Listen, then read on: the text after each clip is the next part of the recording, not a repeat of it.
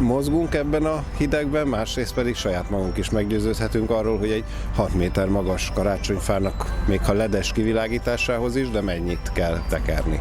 Nem sokat egyébként, de az, hogy példával járjunk elől, és megmutassuk, hogy a fenntarthatósági a jövő, az számunkra fontos.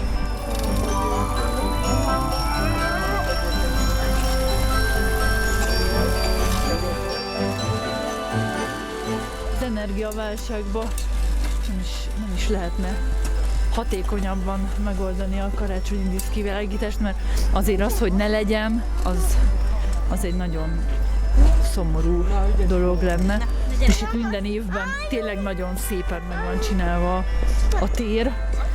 Szomorúak lettünk volna, ha idén nincs, de azt hiszem, hogy ez egy köztes, remek megoldás.